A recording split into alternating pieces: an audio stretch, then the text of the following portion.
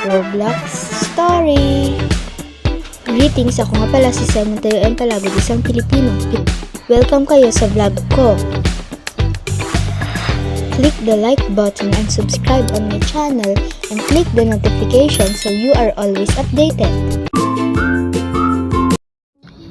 Kinabukasan, saan ko pupunta? Sabi ni tatay. Sa plaza po, sabi ni Emma. Okay, sige, sabi ni tatay.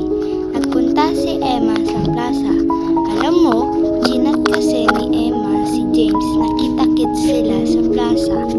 Pero ang hindi alam ni Emma na hindi nag-scene si James. Kaya walang nadatnan si Emma. Asan na kaya si James?